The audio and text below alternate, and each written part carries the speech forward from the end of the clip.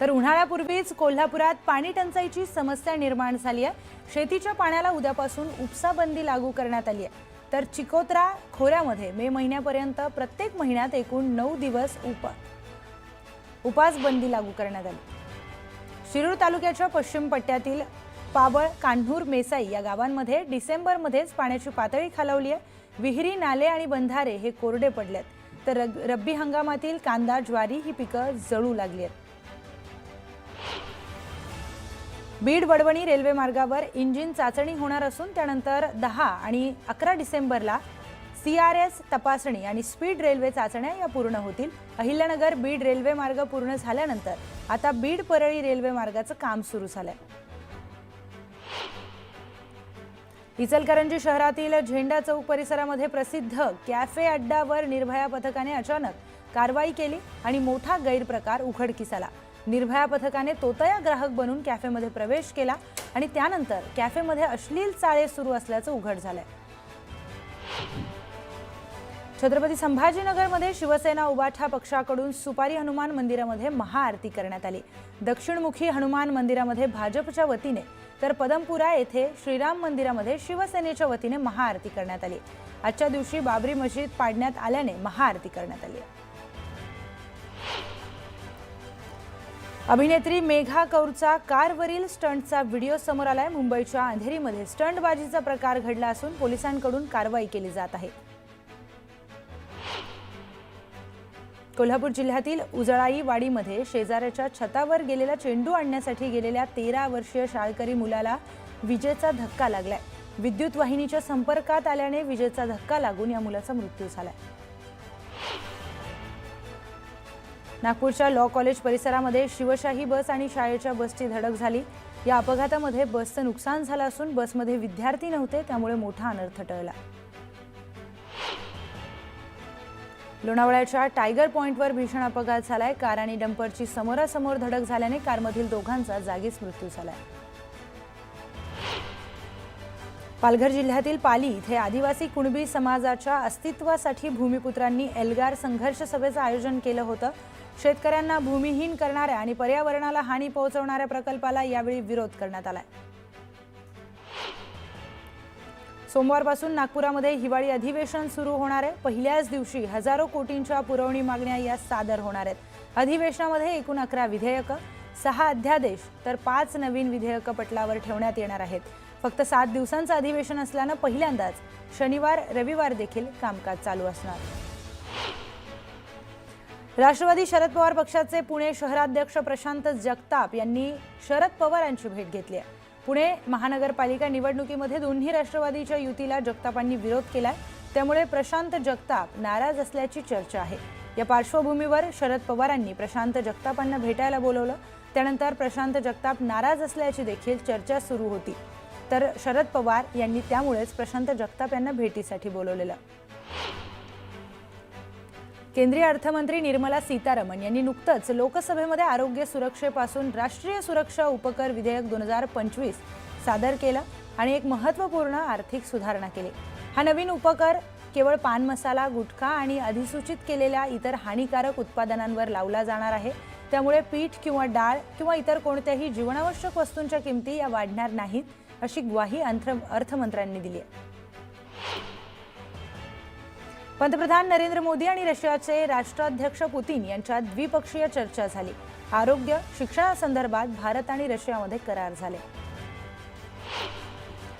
राज्यातील महापालिकांच्या निवडणुकांची घोषणा कोणत्याही क्षणी होण्याची शक्यता आहे। त्यामुळे अकोल्यामध्ये शिंदेंच्या शिवसेनेने पदाधिकाऱ्यांची बैठक घेतली।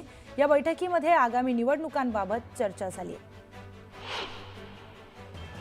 कराड नगरपालिकेतील नगराध्यक्षपदाचे उमेदवार राजेंद्र सिंग यादव यांनी निकालाआधीच लोकनियुक्त नगराध्यक्ष अशी नेमप्लेट तयार करून घेतल्याने चर्चा रंगली आहे। राजेंद्र सिंग यादव यांनी नगराध्यक्षपदावर दावा केला।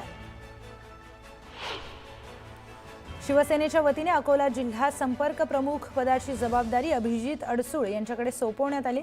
नवनियुक्त संपर्क प्रमुखांच्या स्वागतासाठी शहरात ठिकठिकाणी बॅनर्स लावण्यात आले।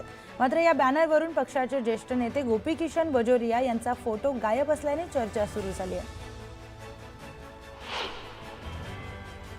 धाराशिवमध्ये स्ट्रॉंग रूम बाहेर तगडा पोलीस बंदोबस्त तैनात करण्यात आलाय। परिसरामध्ये राज्य राखीव दलाच्या शस्त्रधारी पोलीस खडा पहारा देत आहेत। सीसीटीव्ही कॅमेरे देखील बसवण्यात आले आहेत। संभाव्य गोंधळाची स्थिती पाहता प्रशासनाकडून योग्य त्या उपाययोजना केल्या जात आहेत।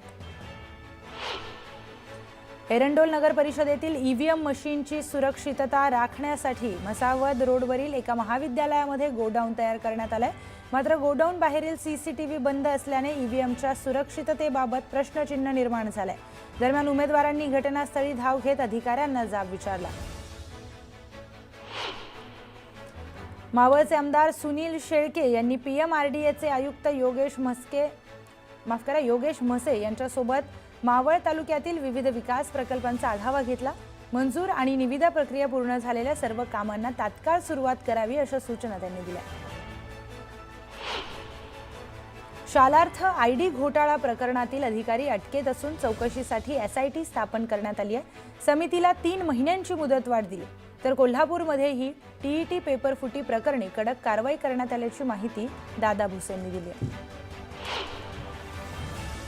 अतिवृष्टी ओल्या दुष्काळामुळे झालेल्या नुकसानीची अजूनही भरीव मदत मिळालेली नाही, यावरून खासदार प्रणिती शिंदेंनी लोकसभेमध्ये सवाल उपस्थित करत सरकारवर टीका केली आहे। सरकार शेतकऱ्यांवर अन्याय करत असून तात्काळ मदत देण्याची मागणी प्रणिती शिंदेंनी केली। जळगाव लोकसभा क्षेत्रातील अनुसूचित जमाती बहुसंख्य असलेल्या 34 गावांना केंद्र सरकारच्या धरती आबा जनजातीय ग्राम उत्थान अभियानामध्ये तातडीने समाविष्ट करून विकासाचा हक्क द्यावा अशी ठोस मागणी संसदेमध्ये खासदार स्मिता वाघ यांनी केली। या गावांचा समावेश न झाल्यास विषमता आणखी वाढेल व क्षेत्राची प्रगती रोखली जाईल असं खासदार स्मिता वाघ यांनी सांगितलं। तपोवनातील प्रस्तावित वृक्षतोडीला मनसेकडूनही विरोध करण्यात येतोय। मनसेच्या चित्रपट सेनेचे अमेय खोपकरांनी तपोवनामधल्या वृक्षतोडीचा विरोध केलाय। तपोवनामध्ये मनसेच्या वतीने आंदोलन करण्यात आलंय। नाशिकच्या तपोवनमध्ये पोलीस बंदोबस्त वाढवण्यात आलाय। कायदा सुव्यवस्थेचा प्रश्न निर्माण होऊ नये यासाठी पोलिसांनी अतिरिक्त पथकं ही तपोवनामध्ये दाखल झालेली आहेत। शिवसेनेच्या आंदोलनामुळे बंदोबस्तात वाढ करण्यात आली। तपोवनामध्ये साधुग्राम आणि प्रदर्शनी केंद्र उभारण्यासाठी प्रस्तावित वृक्षतोड पुनर्रोपण या विरोधात मनसेने मुंबई उच्च न्यायालयामध्ये धाव घेत जनहित याचिका दाखल केली आहे। महापालिकेला तपोवनातील झाडे तोडण्यास मनाई करावी अशी मागणी करण्यात आली। तपोवन बचावचा नारा संसदेमध्ये घुमलाय। खासदार राजाभाऊ वाजे यांनी सवाल उपस्थित करत झाडे तोडून नाशिकचा श्वास संपवला जातोय, श्रद्धा, पर्यावरण आणि संस्कृती यावर कुऱ्हाड चालवली जाते अशा शब्दात वृक्षतोडीचा विरोध केलाय। तर डॉक्टर बाबासाहेब आंबेडकरांचा आज 69वा महापरिनिर्वाण दिन आहे। त्यामुळे दादरच्या चैत्यभूमीवर महामानवाला वंदन करण्यासाठी लाखो अनुयायांनी गर्दी केली। राज्याच्या कानाकोपऱ्यातून भीम सैनिक हे चैत्यभूमीवर दाखल झाले आहेत। सुरक्षिततेसाठी पोलिसांचा तगडा बंदोबस्त हा तैनात करण्यात आला। अमरावतीच्या एरविन चौकातील डॉक्टर आंबेडकरांच्या पुतळ्याला आकर्षक विद्युत रोषणाई करण्यात आली। शेकडो अनुयायांनी एकत्र येत डॉक्टर बाबासाहेब आंबेडकरांना अभिवादन केलं। अकोल्याच्या बौद्ध महासभेच्या वतीने भव्य कॅन्डल मार्च काढण्यात आला। यावेळी डॉक्टर बाबासाहेब आंबेडकरांना धम्मचक्र पुष्प अर्पण करून अभिवादन करण्यात आलं। रत्नागिरी जिल्ह्यातील दापोलीमध्ये महामानव डॉक्टर बाबासाहेब आंबेडकरांच्या महापरिनिर्वाण दिनानिमित्त आंबेडकर उद्यानामध्ये आंबेडकरांना वंदन करण्यात आलं। यावेळी पुतळ्याला अभिवादन करत कृतज्ञता व्यक्त करण्यात आली। डॉक्टर बाबासाहेब आंबेडकरांच्या 69व्या महापरिनिर्वाण दिनानिमित्त मनमाडमध्ये कॅन्डल मार्च काढण्यात आला। यावेळी डॉक्टर आंबेडकरांना अभिवादन करण्यात आलं। महापरिनिर्वाण दिनानिमित्त मनमाडमध्ये रेल्वे कर्मचाऱ्यांनी पंचवटी एक्सप्रेसवेवर डॉक्टर बाबासाहेब आंबेडकरांच्या पूर्णाकृती प्रतिकृतीला अभिवादन केलं। शेकडो अनुयायांनी एकत्र येत अभिवादन केलं। डॉक्टर बाबासाहेब आंबेडकर यांच्या 69व्या महापरिनिर्वाण दिनानिमित्त चैत्यभूमीवर निर्माण होणारी गर्दी लक्षात घेता वाहतूक पोलिसांनी दादरमधील विविध मार्ग बंद केले आहेत। त्या अनुषंगाने 5 ते 7 डिसेंबर या कालावधीमधील दादरमधील वीर सावरकर मार्ग, रानडे रोड, एसके बोल रोड, ज्ञानेश्वर मंदिर यासह विविध मार्ग हे वाहतुकीसाठी बंद करण्यात आले आहेत। पुणे जिल्ह्यात रिंग रोडचं काम वेगानं सुरू झालंय। रिंग रोड मंजूर झाल्यापासून 18 महिन्यामध्ये 18% काम पूर्ण झालंय। त्यामुळे आता नवा 120 किलोमीटरचा रिंग रोड लवकरच पुणेकरांच्या सेवेत येणार आहे। इंडिगो विमान सेवेवर देशभरात झालेल्या परिणामाचा शुक्रवारी सर्वाधिक फटका प्रवाशांना बसला। देशभरातील 1000हून अधिक इंडिगोची उड्डाणं शुक्रवारी रद्द झाली। शनिवारनंतर याचे परिणाम हळूहळू कमी होतील अशी माहिती इंडिगोचे मुख्य कार्यकारी अधिकारी पीटर एल्बर्स यांनी दिली। 10 ते 15 डिसेंबर दरम्यान ही सेवा पूर्वपदावर येऊ शकते असा अंदाज त्यांनी वर्तवला। पुणे विमानतळावरील विमानसेवा आजही काही प्रमाणामध्ये विस्कळीत होण्याची शक्यता आहे। विमानसेवा खोळंबल्यानं काल रात्री देखील अनेक प्रवाशांना मनस्ताप सहन करावा लागतोय। काल दिवसभरामध्ये पुण्यातील 42 उड्डाणं ही रद्द झाली आहेत। मेळघाटातील बालमृत्यू प्रकरणी मुंबई उच्च न्यायालयाने सरकारला फटकारल्यानंतर राज्याचे 3 प्रधान सचिवांनी मेळघाटचा दौरा केलाय। रुग्णालय, आरोग्य सेवा केंद्र, अंगणवाडी केंद्रांना भेटी देऊन प्रत्यक्ष सरकारच्या योजना आदिवासींपर्यंत का पोहोचल्या नाहीत याची पाहणी केली। छत्रपती संभाजीनगर महानगरपालिकेमध्ये लिपिक पदावर कार्यरत असलेल्या 29 जणांना टायपिंग येत नसल्याची बाब समोर आली आहे। अतिरिक्त आयुक्तांनी या सर्वांना कारणे दाखवा नोटीस बजावली। 8 महिन्यांमध्ये 4 वेळा परीक्षा घेतल्यानंतरही लिपिक उत्तीर्ण न झाल्यानं 7 दिवसांमध्ये लेखी खुलासा देण्याचे आदेश देण्यात आले। शीतल तेजवानीच्या राहत्या घराची पुणे पोलिसांकडून झाडाझडती घेण्यात आली। मुंडवा जमीन घोटाळा प्रकरणी तेजवानीच्या घराची तपासणी करण्यात आली असून घराबाहेर पोलीस बंदोबस्त तैनात करण्यात आला होता। शीतल तेजवानीने तपासात सहकार्य न केल्याची माहिती पोलिसांनी दिली आहे। शीतल तेजवानीच्या घरी पुणे पोलिसांनी 1 तास तपासणी केली। जमीन गैरव्यवहार प्रकरणातील अनेक कागदपत्र हे पोलिसांच्या हाती लागले असून काही इलेक्ट्रॉनिक गॅजेट्स देखील जप्त केल्याची माहिती आहे। मुंबई महानगरपालिका प्रशासन आणि कामगार संघटनांमध्ये पूर्वी झालेल्या करारानुसार लाडपागे समितीच्या शिफारसी लागू करण्याबाबत संघटनांच्या प्रतिनिधींची समिती आणि महानगरपालिका अधिकाऱ्यांमध्ये नुकतीच बैठक पार पडली। सफाई कामगारांना लाडपागे समितीच्या शिफारसी लागू होण्याचा मार्ग मोकळा झाल्याने त्यांच्यामध्ये उत्साहाचं वातावरण आहे।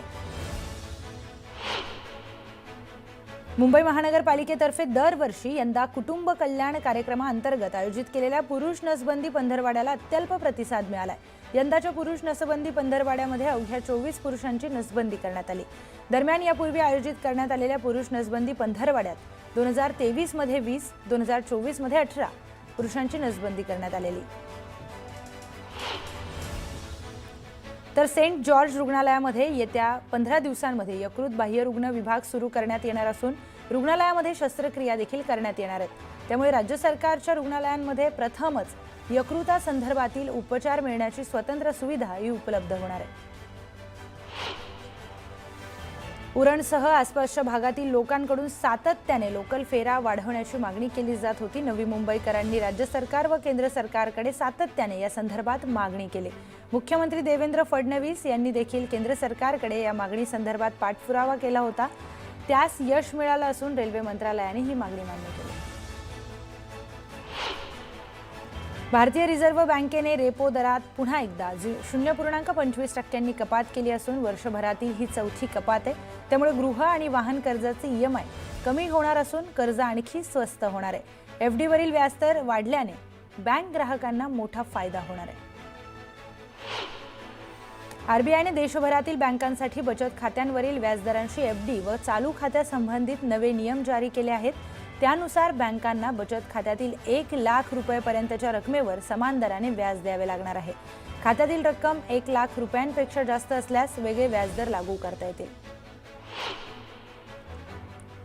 सोलापूरच्या मोहोळ तालुक्यामध्ये KYC अभावी 3,500 शेतकरी मदतीच्या प्रतीक्षेत आहेत। अद्याप 2,756 शेतकऱ्यांनी KYC केली नाही। त्यामुळे शेतकऱ्यांनी KYC पूर्ण करत फार्मर ID कार्ड काढून घेण्याचे आवाहन तहसीलदारांकडून करण्यात आले। चंद्रपूर जिल्ह्यातील चिमूर तालुक्यामध्ये एका युवकानं उमा नदीवर बांधलेल्या बंधाऱ्यामुळे पाण्याचा स्तर हा वाढतोय। त्यामुळे त्याने नवीन शक्कल लढवली आहे। तसेच शेतकऱ्यांना शेतात जाताना वळसा मारून जावं लागत नाही। वारंवार प्रशासनाकडे तक्रार देऊनही काम होत नसल्याने एका तरुणाने हा उपाय शोधला। नागपूर शहरात थंडीचा कडाका वाढलाय। कमाल आणि किमान तापमानामध्ये घट झाल्याने हवेत गारवा वाढलाय। पुढील आठवड्यामध्ये शहरामध्ये थंडीची लाट कायम राहण्याचा अंदाज हवामान विभागाकडून वर्तवण्यात आला। अतिवृष्टीमध्ये वाहून गेलेल्या कोल्हापुरी बंधाऱ्याची दुरुस्ती 4 महिने उलटूनही रखडलेलीच आहे। बंधाऱ्यावरील माती वाहून गेल्याने शेतकऱ्यांना शेतात जाता येत नाही। प्रशासकीय अधिकाऱ्यांनी पाहणी केली, मात्र काम अद्याप रखडल्याने शेतकऱ्यांनी संताप व्यक्त केला।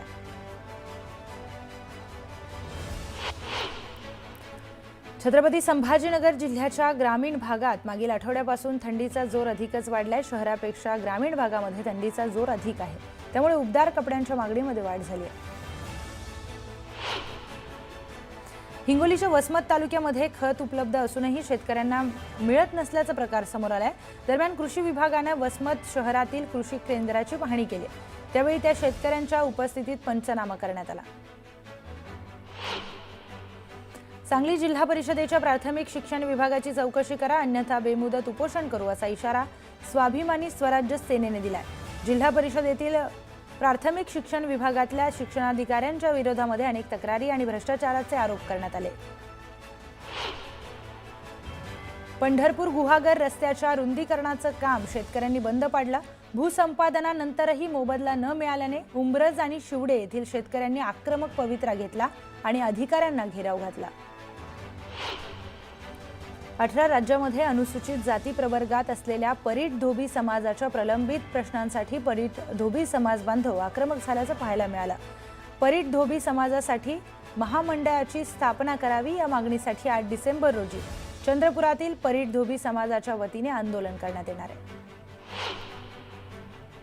जळगावातील मेहरुण स्मशानभूमीमध्ये मूलभूत सुविधा नसल्याने नागरिकांनी तीव्र आंदोलन केलंय। महानगरपालिकेकडे पाठपुरावा करूनही मागण्या मान्य होत नसल्याने नागरिकांनी जिवंतपणे चितेवर बसून आंदोलन केलं। जय पवारांच्या विवाह सोहळ्यात अजित पवार आणि रोहित पवारांच्या डान्सचा व्हिडिओ समोर आलाय। खासदार सुप्रिया सुळेंनी जय पवारांच्या विवाह सोहळ्यामध्ये फोटो आणि व्हिडिओ हे सोशल मीडियावर शेअर केलेत। बिग बॉस मराठीचा विजेता सूरज चव्हाणचा नुकताच विवाह सोहळा संपन्न झाला। नवीन घरी आयोजित करण्यात आलेल्या जागरण गोंधळामध्ये नववधूसह सूरज चव्हाणने भन्नाट डान्स केला।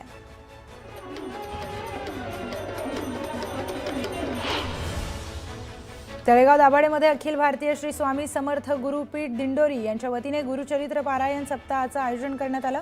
दरम्यान 2200 भाविक पारायणासाठी बसलेले।